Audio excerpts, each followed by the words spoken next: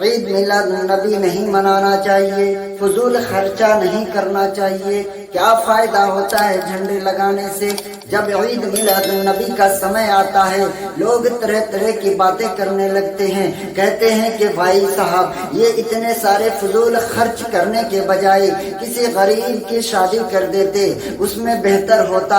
میرے دوستو عزیزو، میں ان سے کہنا چاہوں گا کہ بھائی یہ کام تو ہم پورے سال کرتے ہی رہتے ہیں، غریبوں کی مدد بھی کرتے ہیں اور لاچاروں کی بھی مدد کرتے ہیں، بھوکوں کو کھانا بھی کھلاتے ہیں، یتیموں کو کپڑے بھی بانٹتے ہیں۔ میرے دوستو عزیزو، لیکن جب ربیع الاول کا مہینہ آتا ہے اسے یاد آتا ہے، پورے سال بھول جاتا ہے۔ ہم تو پورے سال یہ کام کرتے رہتے ہیں اور جشن عید میلاد النبی بھی مناتے ہیں، کیوں نہ منائیں؟ کیونکہ میرے آقا اعلیٰ حضرت امام احمد رضا خان فاضل بریلوی نے ہمیں یہ سبق دیا ہے کہ حشر تک ڈالیں گے ہم پیدائش مولا کی دھوم، مثل فارس نجد کے قلعے گراتے جائیں گے، خاک ہو جائے جل کر عدو مگر ہم تو رجا، دم میں جب تک دم ہے ذکر ان کا سناتے جائیں گے۔ آج طرح طرح کی باتیں کرنے لگتے ہیں، لیکن کہاں سے ثابت ہے؟ کہاں سے ثابت ہے؟ بھائی محبت پیش کرنے کے لیے ہمیں کسی دلیل کی ضرورت نہیں ہے، دل میں ہونی چاہیے محبت۔ آج تم گاندھی جی کا جنم دن مناتے ہو، اس میں ثبوت نہیں ڈھونڈتے، اپنے بچوں کو اسکول کالجوں میں بھیج کر وہاں گاندھی جی کا جنم دن منواتے ہو، کیک کٹواتے ہو، اپنے گھروں میں اپنے بچے کا جنم دن مناتے ہو، خوشی مناتے ہو۔ کیوں مناتے ہو بھائی؟ کہتے ہیں میرے بچے سے بہت پیار ہے۔ تو کیا نبی سے پیار نہیں ہے؟ نبی کے جنم دن پہ جب ہم خوشی منا لیں تمہارے چہرے کی جغرافیہ کیوں بدل جاتی ہے؟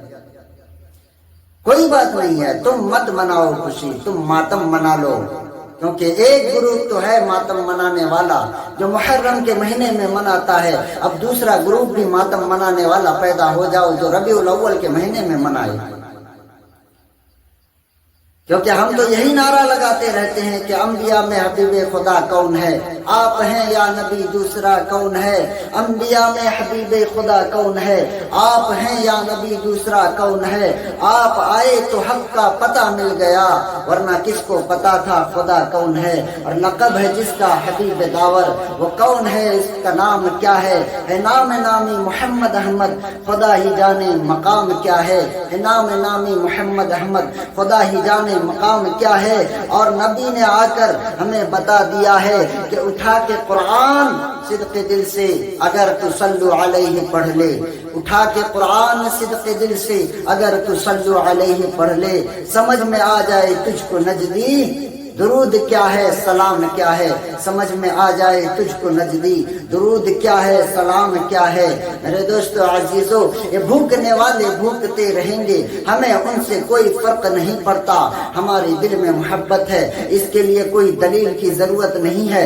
جب کوئی پوچھتا ہے کہ کہاں پر لکھا ہے، کون سی کتاب میں لکھا ہے، کون سی حدیث میں لکھا ہے، تو اس سے کہہ دینا کہ ہمیں حدیث کی ضرورت نہیں ہے، حالانکہ حدیث میں ہے، کتابوں میں ہے، بزرگوں کا قول بھی ہے، لیکن ان کے لیے بس ایک جملہ کافی ہے، ان سے یہ کہہ دینا کہ بھائی یہ سنیوں کے مقدر میں لکھا ہوا ہے، یہ سنیوں کے مقدر میں لکھا ہے، پڑھ سکتا ہے تو پڑھ لے سنیوں کا مقدر، یہ سنیوں کے مقدر میں لکھا ہے۔ اب اگر تجھے منانا ہے تو منا لے، تجھے خوشی منانا ہے خوشی منا لے، تجھے غم منانا ہے غم منا لے، تجھے جو چاہے وہ منا لے، تجھے کوئی روکنے والا نہیں ہے۔ کی پیدائش، اس نبی کے عید میلاد، اس نبی کی میلاد کے صدقے میں تو اللہ نے زمین و آسمان، چاند سورج ستارے ہر چیز کو بنایا، کیا تمہیں نظر نہیں آتی؟ حدیث قدسی اللہ تبارک و تعالی فرماتا ہے لولا کا لما خلقت الافلاک والارضین، کہ اگر مجھے اپنے محبوب کو پیدا کرنا مقصد نہ ہوتا تو میں زمین کو پیدا نہ کرتا، آسمان کو پیدا نہ کرتا۔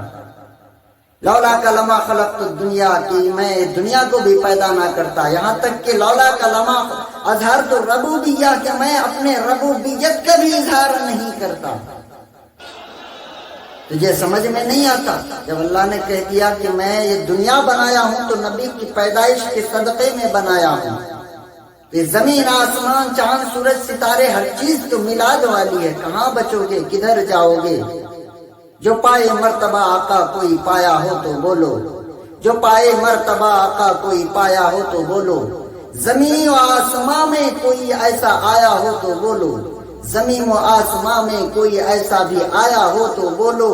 اور امامت انبیاء کی مسجد اقصی میں فرمائی، امامت انبیاء کی مسجد اقصی میں فرمائی، نماز جیسی حسین تحفہ کوئی لایا ہو تو بولو، نماز جیسی حسین تحفہ کوئی لایا ہو تو بولو۔ اور اپنوں پر سبھی تو پھول برساتے ہیں، اپنوں پر سبھی تو پھول برساتے ہیں، کوئی دشمن پہ اپنے پھول برسایا ہو تو بولو، کوئی دشمن پہ اپنے پھول برسایا ہو تو بولو۔ جو پائے مرتبہ آقا کوئی پایا ہو تو بولو، زمین و آسمان میں کوئی ایسا آیا ہو تو بولو۔ اللہ تبارک و تعالی ہم سب کو سنی اور صحیح العقیدہ بنائے رکھے اور آقا کی پیدائش پہ خوب خوشیاں منانے کی توفیق دے، کیونکہ جب آقا کی پیدائش ہوئی تھی تو زمین آسمان چاند سورج ستارے عرش کرسی شجر حجر پیڑ پودے جانور جن انسان فرشتے جنت کی حوریں جنت کی بہاریں ہر چیز خوشیاں منا رہی تھی سوائے ابلیس کے۔ ابلیس چیخ اٹھا تھا، ابلیس چیخ اٹھا تھا، ابلیس نے کہا کہ ہائے اب وہ مسیح پیدا ہو گیا، ارے میں تو اب تک جو ہے لوگوں کو برائی کے راستے پہ ڈالتا رہا، لیکن اب یہ کون مسیح پیدا ہو گیا؟ اب تو یہ محمد عربی پیدا ہو گئے، اب تو برائی کا خاتمہ ہو جائے گا۔ بچیوں کو زندہ اپنے باپ سے زمین کے نیچے گاڑ دیا جاتا تھا، شیطان یہ سوچ کر کے رو رہا تھا کہ اب تو ان بچیوں کو بچانے والا مسیحا بھی آ گیا ہے۔ ایک دوسرے پر ظلم و ستم کیا جا رہا تھا۔ جب نبی کی پیدائش ہوئی تو شیطان رو رہا ہے، کہتا ہے کہ ہائے اب ایک دوسرے پر ظلم نہیں، محبت برسائی جائے گی۔ بیواؤں کو زندہ درگور کر دیا جاتا تھا، لیکن شیطان رونے لگا کہ ہائے اب تو یہ نبی پیدا ہوئے ہیں، اب تو بیواؤں کو جینے کا سہارا مل جائے گا۔ میرے دوستو عزیزو، تو جسے جو منانا ہے مناؤ، ہمیں تو خوشیاں منانا ہے، تجھے جو غم منانا ہے غم مناؤ۔ ہم 12 ربیع الاول کو جشن عید میلاد النبی مناتے ہیں، منائیں گے، مناتے رہیں گے۔ اب تم کہتے ہو کہ یہ وفات کا دن ہے تو کوئی بات نہیں، تم ماتم ہی منا لو، قرآن خوانی کر لو، تمہیں جیسا مرضی ویسا کر لو، اور کہتے ہو کہ 9 ربیع الاول کو نبی کی پیدائش ہوئی، کوئی بات نہیں، تم 9 ربیع الاول کو منا لو، ہمیں کیا، ہم تو حشر تک ڈالیں گے پیدائش مولا کی دھوم، مثل فارس نجد کے قلعے گراتے جائیں گے، خاک ہو جائے جل کر عدو مگر ہم تو رضا، دم میں جب تک دم ہے ذکر ان کا سناتے جائیں گے۔ وما علینا الا البلاغ۔ السلام علیکم۔